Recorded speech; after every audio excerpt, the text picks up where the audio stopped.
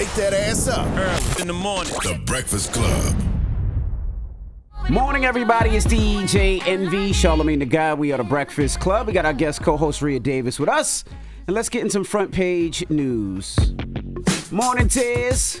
Good morning, DJ NV. Good morning, beautiful Rhea and Charlamagne the Guy. Peace, Taz, the Hood Whisperer. Tez, you watch football? I watch a little bit. I watch you lose on Saturday. Jesus on Christ. Sunday. All right. So we did. Everybody watched that. The world was watching. Damn it, man. All right. Well, the Jets beat the Buffalo Bills last night, 22-16 in overtime. Aaron Rodgers was hurt in the first quarter. I think after like the fourth play. Our one of our producers is not here yet. I'm sure he went to the game, and last night he went into overtime. Red has his Jets jersey on, real cute. Red, I never seen you wear a Jets jersey before, but real cute. All right, well, let's jump right into it. Biden and Trump. Now they're tied in the polls, correct? Yeah, we're going to hear a lot of this as we move forward in presidential season, but wanted to give you some updates on some polls. Donald Trump is polling even with President Joe Biden in a likely 2024 rematch, sparking mixed feelings among Democrats 14 months from Election Day. Now, some are alarmed by the neck-and-neck race, while others, including Biden allies, said that this is meaningless because, they always say, oh, this is just a snapshot in time. But there are some advisors that are really worried about this. Dan Pfeiffer, who's a former advisor to President Barack Obama, said that despite Trump despite him awaiting trial for 91 felony counts, Trump is a coin flip away from the presidency. He goes on further to say that because of the Electoral College and the highly polarized politics, we should assume that every presidential election will depend on a number of voters smaller than those who attend a Taylor Swift concert. I'm gonna give you the numbers here. CNN poll has Biden 47, Trump 46. Wall Street Journal has them tied at 47, and New York Times have them both tied at 43. And Trump is currently polling stronger than Biden than he did at any point in 2020. Yeah, I'm not gonna say it's meaningless. I'm not gonna ever say a poll is meaningless. You just never know.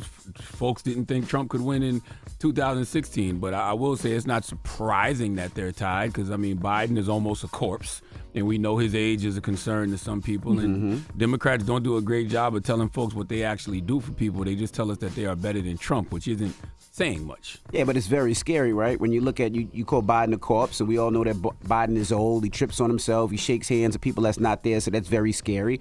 But then you got Donald Trump. That's just scary in totality. So who do we look at? Who are we looking at? If these are the two leaders that's possibly going to be the next president, it's very scary out there. Well, it's simple for me. I say it all the time. You have one party. I don't want to say party. I say, well, yeah, you have one party who seems to want to preserve democracy, and you have another party who's leaning towards fascism. And I tend to say when you got somebody like a Trump who says things like he wants to suspend the Constitution in order to overturn the results of an election, you don't want a leader of a country, of America, who doesn't believe in the Constitution. So it's real. It's really simple for me. Yeah, but you got a lot of people that just won't even go out and vote. Like they're gonna feel defeated and be like, I don't want to go here and I don't want to go here, so I'm not going out at all. There's gonna be a lot of voter apathy. Absolutely. And we're in a country where the economy is bad and crime is bad all over the country, and people are gonna look at the leadership that's in position now. And they're gonna say things weren't like that a few years ago, which I don't know. Yeah, you speak of crime.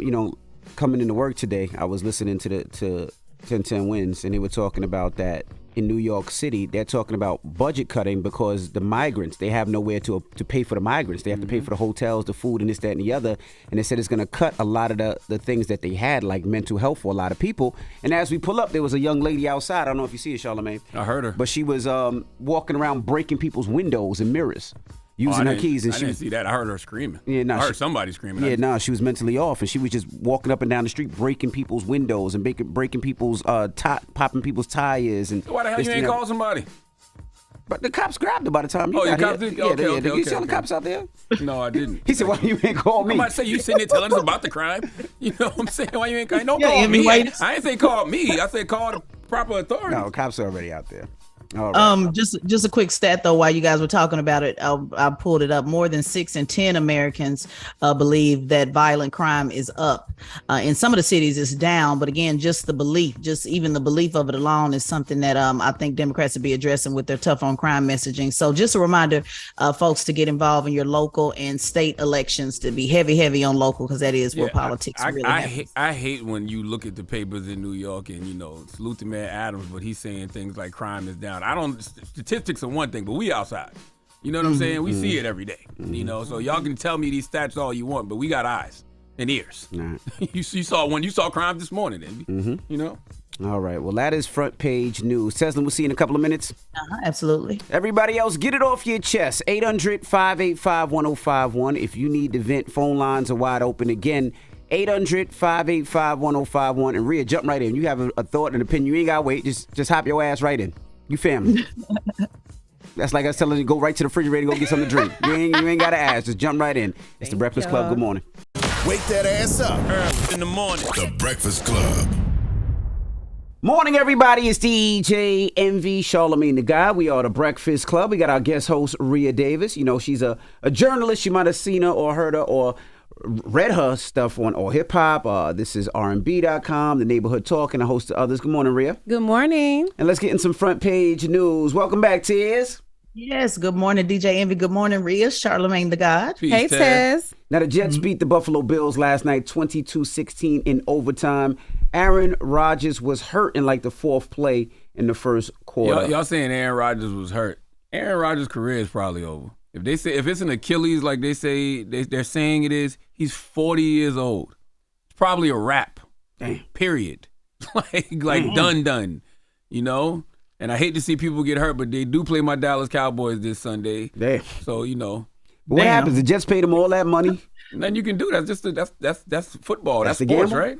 He's 40 years old. And Red, how's your quarterback? Is your quarterback good? Red is a Jets fan. No, his quarterback's not good. No? Damn, Red. Sorry, Red. All right, well, let's jump right into it. Let's talk about this California teacher now.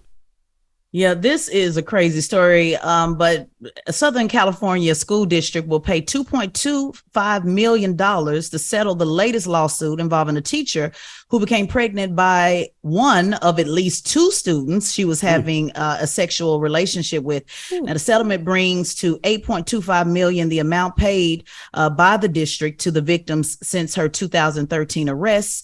Now, in August 16, the district agreed to pay $6 million, listen closely, to the former student who impregnated her while she was a teacher. So the student who was abused and actually got the teacher pregnant got $6 million, and then now the 2.2 million is going to another student. So, and this is high school? Yes, this is high school. Why does the school district have to pay for a teacher, having a student's baby? Are you responsible for what a teacher does in her personal time? I mean, it's a crime. It seems like she should be arrested and, taken to jail. But did they know? Why is the school liable? Maybe they knew. Did they know and not say anything? Yes, that was a part of it too. And she was arrested, by the way. She pled guilty to unlawful sex with 3 former students. She served 6 months in jail and is registered as a sex offender. But like anything else, you can always sue civilly. So you have the criminal charge and then you have the civil. So even, if I feel I was wronged in any way, if there was any liability, they said yes, that there was folks who knew about the relationship. But even if they didn't, if there wasn't anybody who knew about it, you can always open up a claim to say, my child was sexually abused, have mental issues, have whatever, any type of damages, and you can sue. Yeah, I'm just trying to figure out how was the school liable. I mean, was it happening at the school? Yes, it was happening in the classroom. In the classroom? In her classroom. Oh, okay. Got you. But I got a question. So, one of the boys was 16 when they first started having sex, right? So it was rape, obviously, right? Statutory rape. Yeah. Right? So when she has this baby, he's still connected to this baby for life, right? That's usually how biology works. Yeah, but is that right? Now this 16-year-old who was raped is now connected to this baby. Statutory rape, yes. I don't know. Well, again, it's statutory rape, but we don't know if the child, sees it as rape. I'm trying not to. There's a power dynamic. Clearly, as an older woman, as a teacher. She took advantage of this young man, but I do understand what you're saying, Tess. I get what you're saying. Yeah. Like and I don't want to minimize that, but I'm just saying we don't know what their dynamic, what basically the Envy, you're saying, will he still be involved in the child's life, and will they still have a relationship? Who's to say? I don't know. And by the way, we only feel like this because it's a young man. Because if it was a young woman, if the roles were reversed and it was a man doing this to a young woman, we would totally understand it. But when it's a young boy involved with a teacher, then it's that automatic double standard that goes in all of our heads. It's not only that. Like, I'm thinking about if I had a 15-year-old or a 16-year-old and my son was statutory raped from a teacher, right, that I felt like was controlling him because she's older, she's smarter, she's an educator. I don't know if I would want her to have that baby and have my 15-year-old connected to that child for life. Right. I don't know if I would want that. I'm with you, but it's not up to you. Yeah, I know, but I'm just just saying that, Yeah. I mean, and we don't know, again, it was just for the record, it was statutory rape. It was wrong, but I don't know what the dynamics will be moving forward. But I did want to point this out. She admitted to the police in 2013 that she had sex with the youth 10 to 15 times in her classroom and at her apartment. So it wasn't just the classroom, it also was at the apartment as well. So again, liability has also to do civils. It's not hard to, prove things on the civil side. So civilly, the lawsuit, I can see how that went through. So what are her charges? Like, Tez, what is she being charged with? She pled guilty already to unlawful sex with 3 former students, and she already served 6 months in jail. So the criminal side was taken care of. And, a lot of times right after you do the criminal, you go and you do a civil suit. So this is what came out of it civilly. And I'm glad this is happening because just because he was a young man does not mean he wanted it. Correct. You know what I mean? Does not mean he was a willing participant. The power dynamics work either way. She's a teacher. Right. She's older. She probably was offering him good grades or telling him he was going to fail. I'm just, you never know how this was going, but I just know that, everything that's happened in this situation absolutely should have happened. She should have been arrested, and, I guess the school should have been definitely held liable too. Yep. Now let's talk about these pet owners, Tess. Yeah, 4 in 10 pet parents would take a lower salary to work from home and be with their pets, according to a new survey. On average, pet parents begin to miss their pets just 37 minutes after they leave. And they said they think about their pets 13 times a day. I have a pet, and I don't think about my pet 13 times a day, but they said that the survey of about 2,000 owners said that leaving their pets alone gives them stress. It makes them worry. They suffer separation anxiety and causes real big mental issues. So, Charlamagne, are you addressing this at the Mental Health Expo? That's why I pulled this story. No, but I do know a lot of people who have animals for comfort dogs. But I would also like to know from those 4 in 10 pet owners, are they married? Are they in relationships? Okay. You know what I mean? I would like to know that. I would like to know, do they have significant others? So the animal is kind of like their spouse, like their cuddle buddy. That's why I said. That's why I would want to know. I would want to know that. Do they have children? You know what I mean? Like I would want to know what do they have or don't have in their lives that make them that connected to their pets. Yeah, because I have a dog and I don't think like that. Nah. I'm not a pet person. I know some folks who are married with children, but still they just really have, their pet is. Yeah, very much so. But to answer your question, what you'd like to know, 52% of this does contribute to loneliness or boredom, Charlamagne. So, a lot of them may be lonely. But I'm looking at the take a pay cut part. Yeah, I ain't taking no pay cut to work from home with my pets. But some people want to work from home. So look, I'm not a pet person, but I do anything to work from home. But take a pay cut? Hey, so work from home? You take a pay cut, but like she said, you take a pay cut, you ain't got to worry about driving. You ain't got to worry about gas. You ain't got to worry about tolls. Wardrobe. So that little cut might be offset that. And it show emotional support animal too. It seems like. So they're home cozy with them. What's the percentage Caucasian? Guess what race it is? They didn't give me the percentage on the Caucasian. But that cat lady thing is real though. What? Yeah, the cat. Then wouldn't be having cat ladies because cat got them rough tongues. Yo, shut up. You know what? You put a little honey on there. You put a little honey down there. You know what I'm saying? You know what? Put a little honey down there on the lower night. The cat get to working.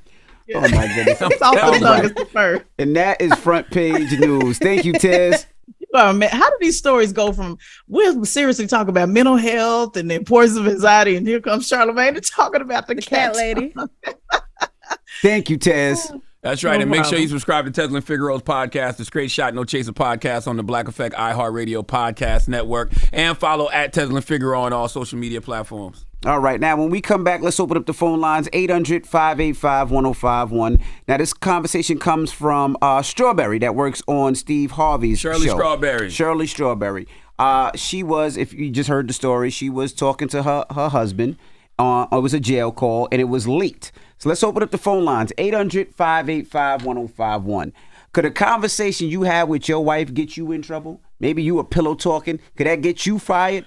Let's have that conversation, 800-585-1051. Let's discuss when we come back. It's The Breakfast Club. Good morning. Wake that ass up. Early in the morning. The Breakfast Club.